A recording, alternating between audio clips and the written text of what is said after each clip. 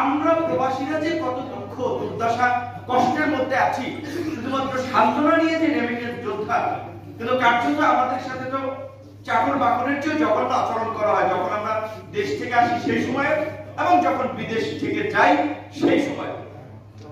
তো এই সমস্ত কথা শুনে অনেকগুলো ঘটনা আছে যে আপনার বিশেষ করে ধরেন প্রবাসী দুই শ্রেণী, একটা একটু ইউরোপ আমেরিকাতে যারা থাকে তাদের সাথে স্বাভাবিকভাবে এক ধরনের ব্যবহার করা হয়, মধ্যপ্রাচ্যের কথা শুনলে তাদের সাথে আরেক ধরনের ব্যবহার করা হয়, কারণ জানে যে ম্যাক্সিমাম কর্মের সন্ধানে যায়, কাজে তারা কেউ ভিআইপি টিআইপি না, এমপি মন্ত্রী রাষ্ট্রীয় সদস্য এই ধরনের দৃষ্টিভঙ্গিও থাকে।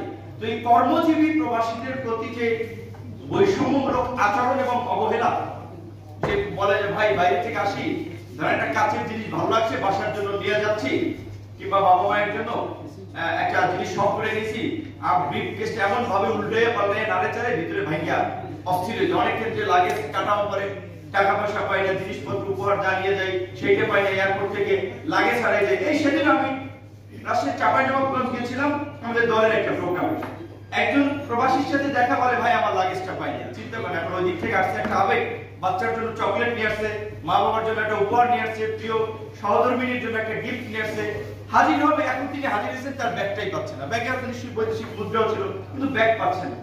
এটা তো নিশ্চয়ই এই অথরিটির দায়িত্ব।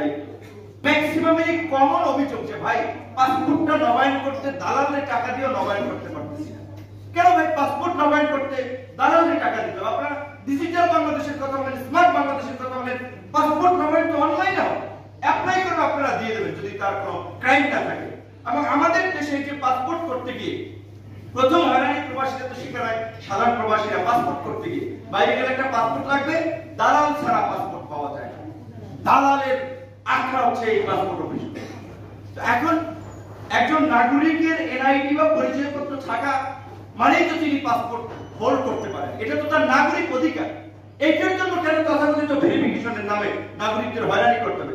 আমি ডাকসুর বিপি থাকাকালীন অবস্থায় 3টা বিশ্ববিদ্যালয়ের আন্তর্জাতিক বিশ্ববিদ্যালয়ের ইনভাইটেশন পেয়েছিলাম, পাসপোর্ট না থাকার ফলে যেতে পারিনি, কারণ আমি যতদিন দায়িত্বে ছিলাম ততদিন দেওয়া হয়নি।